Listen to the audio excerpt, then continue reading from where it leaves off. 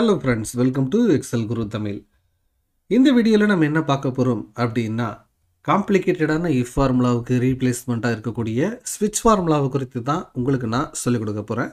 So இந்த வீடியோவை skip பண்ணாமல் ஃபுல்லாக பாருங்கள், உங்களுக்கு ரொம்ப ஹெல்ப்ஃபுல்லாக இருக்கும். இப்போ நீங்கள் இங்கே பார்க்கலாம், இங்கே நம்ம என்ன பண்ணியிருக்கோம் அப்படின்னா இந்த பர்ஃபார்மன்ஸ் ஸ்கோரை வச்சு நம்ம பர்ஃபார்மன்ஸ் ரேட்டிங்கை வந்து கொண்டு வந்திருக்கோம். அதற்காக தான் இப்படி ஒரு இஃப் ஃபார்முலாவை வந்து போட்டிருக்கோம். ஸோ 3 இருந்துச்சுன்னா என்ன கொண்டு வரணும், 4 இருந்துச்சுன்னா என்ன கொண்டு வரணும் அப்படிங்கிறத இஃப் ஃபார்முலாவில் ரைட் பண்ணியிருக்கோம். இதை பார்க்கும்போதே உங்களுக்கு கொஞ்சம் காம்ப்ளிகேட்டடாக இருக்க மாதிரி இருக்கும். நிறைய ஓப்பன் ப்ராக்கெட்ஸ் இருக்கும், நிறைய க்ளோஸ்டு ப்ராக்கெட்ஸ் இருக்கும். பட் இதை எப்படி இந்த மாதிரி சிம்பிளிஃபைடான ஸ்விட்ச் ஃபார்முலாவில் இதே சேம் டாஸ்க்கை செய்கிறது அப்படிங்கிறத தான் இப்போ நான் உங்களுக்கு சொல்லிக் கொடுக்க போகிறேன். ஸோ இந்த வீடியோவை ஸ்கிப் பண்ணாமல் பாருங்கள், உங்களுக்கு ரொம்ப ஹெல்ப்ஃபுல்லாக இருக்கும். இந்த ப்ராக்டிஸ் டேட்டாவோட லிங்க்கு டிஸ்கிரிப்ஷனில் இருக்குது, நீங்கள் ஃப்ரீயாக டவுன்லோட் பண்ணி அதில் நீங்கள் ப்ராக்டிஸ் பண்ணி பார்க்கலாம்.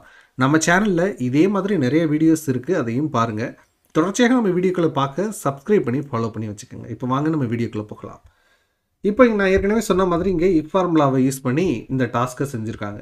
இப்போ ஸ்விட்ச் ஃபார்முலாவை யூஸ் பண்ணி எப்படி இதே சேம் டாஸ்க்கை செய்கிறது அப்படிங்கிறத நான் இப்போ உங்களுக்கு சொல்லிக் கொடுக்குறேன். ஸோ ஈக்குவல் டு கொடுத்துக்கோங்க, ஸ்விட்ச் அப்படிங்கிறத டைப் பண்ணிக்கோங்க. இப்போ எக்ஸ்பிரஷன் அப்படிங்கிற இடத்துல ஃபஸ்ட்டு நீங்கள் எதை லுக்அப் பண்ண நினைக்கிறீங்க, எதை பேஸ் பண்ணி நீங்கள் உங்களுடைய கண்டிஷன்ஸை போட போகிறீங்க அந்த வேல்யூவை செலக்ட் பண்ணிக்கோங்க.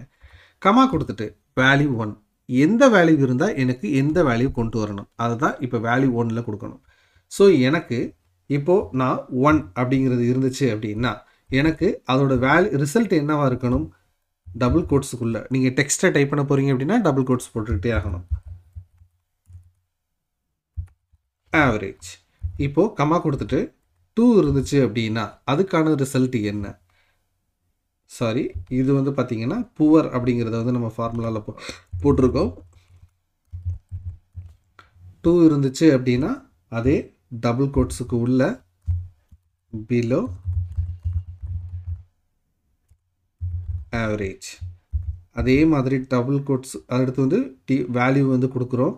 அது 3 இருந்துச்சு அப்படின்னா அடுத்து என்ன போட போகிறோம், குட் அப்படிங்கிறத வந்து ஆவரேஜ் வந்து போட போகிறோம் டபுள் கோட்ஸ்க்குள்ளே.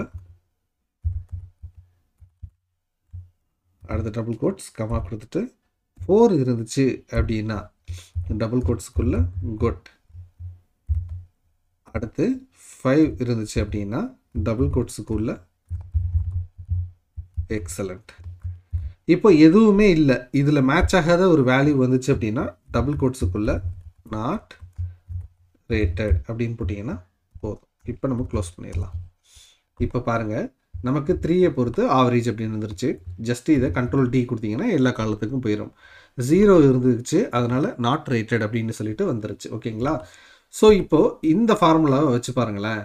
ஸோ உங்களுக்கு எவ்வளவு ஈஸியாக இருக்குது பாருங்கள். 1 இருந்தால் புவர், 2 இருந்தால் பிலோ ஆவரேஜ், ஒரே ஒரு ஓப்பன் ப்ராக்கெட், ஒரே ஒரு க்ளோஸ்டு ப்ராக்கெட், ஒவ்வொரு வேல்யூக்கும் என்னென்ன ஏதாவது ஒரு நீங்கள் சேஞ்ச் பண்ணணும்னா கூட ஈஸியாக உள்ளே போயிட்டு நீங்கள் அந்த சேஞ்சை வந்து பண்ணிட முடியும். ஸோ இந்த கண்டிஷனில் நீங்கள் இஃப் ஃபார்முலாவை யூஸ் பண்ணிங்க அப்படின்னா ரொம்ப காம்ப்ளிகேட்டடாக இருக்கும். ஸோ இதுக்கு தான் இந்த ஸ்விட்ச் ஃபார்முலா ரொம்ப ஹெல்ப்ஃபுல்லாக இருக்கும்.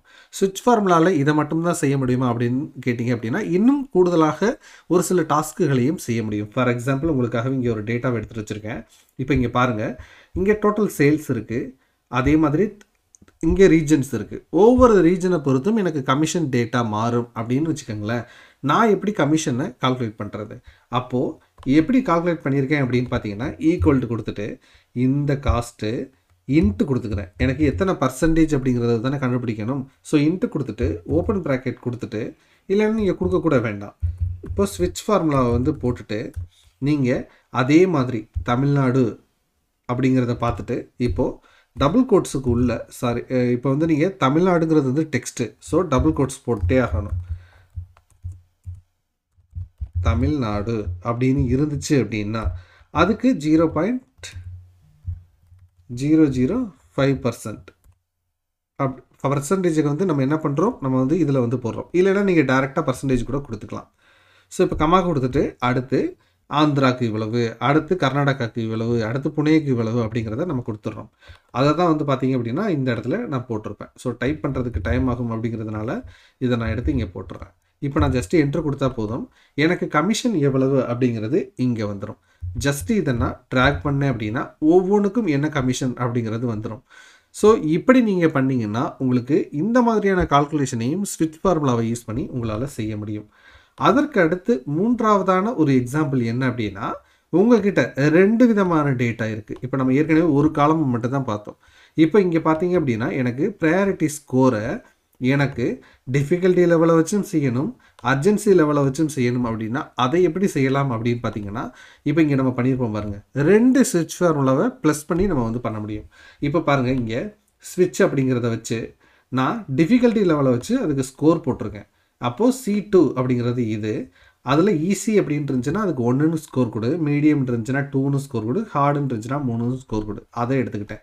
அதை இன்னொரு ஸ்விட்ச் ஃபார்முலா போட்டு இந்த அர்ஜென்சியில் இருக்கக்கூடிய இந்த ஹைலோவுக்கு வந்து ஒரு ஸ்கோர் போட்டு 2ஐயும் ப்ளஸ் பண்ணிட்டேன் அப்படின்னா எனக்கு இங்கே 2ஐயும் சேர்த்து ஒரு ப்ரையாரிட்டி ஸ்கோர் வந்து கிடைச்சிருச்சு பாருங்கள். ஸோ இப்படி பண்ணேன் அப்படின்னா ரொம்ப சுலபமாக 2 வேல்யூவை கம்பைன் பண்ணி அதுக்கான ரிசல்ட்டையும் ஸ்விட்ச் ஃபார்முலாவை வச்சு யூஸ் பண்ணலாம். இப்போ மூணாவதாக ஒரு காலம் இருக்குது அப்படின்னா நீங்கள் ப்ளஸ் போட்டுட்டு அந்த ஸ்விட்ச் ஃபார்முலா மறுபடியும் இன்னொரு ஸ்விட்ச் ஃபார்முலாவை அந்த பர்டிகுலர் காலமோட ரேட்டிங்காக நீங்கள் பயன்படுத்திக்கலாம். ஸோ இப்படி பண்ணிங்க அப்படின்னா நிறைய கண்டிஷன்ஸ், நிறைய காலம்ஸ் வந்து நீங்கள் லுக்அப் பண்ணி அதுக்கு வேல்யூஸ் போடும்போதும் நீங்கள் இந்த ஸ்விட்ச் ஃபார்முலாவை யூஸ் பண்ணி உங்களுடைய டாஸ்க்கை ரொம்ப சுலபமாக முடிக்க முடியும். ஸோ இந்த வீடியோ கண்டிப்பாக உங்களுக்கு ஹெல்ப்ஃபுல்லாக இருந்திருக்கும், ஒரு நாலேஜ் கொடுத்துருக்கும் அப்படின்னு நான் நம்புகிறேன். இது உண்மை அப்படின்னா கண்டிப்பாக லைக் போடுங்க. நீங்கள் நம்மளுடைய வீடியோஸை தொடர்ச்சியாக பார்த்துக்கிட்டு இருக்கீங்க, அதுலேருந்து உங்களுடைய எக்ஸல் நாலேஜ் கொஞ்சம் இம்ப்ரூவ் ஆகிட்டு இருக்கு அப்படின்னா அதை கமெண்ட் செக்ஷனில் சொல்லுங்கள், எனக்கும் கொஞ்சம் மோட்டிவேட்டாக இருக்கும். அதே மாதிரி உங்களுக்கு எக்ஸல் ஏதாவது டவுட் இருக்குது அப்படின்னா அதை கமெண்ட் செக்ஷனில் சொல்லுங்கள், நான் அதற்காக வீடியோஸ் வந்து போடுறேன். தேங்க்யூ ஸோ மச் ஃபார் வாட்சிங். இது எக்ஸல் குரு தமிழ்.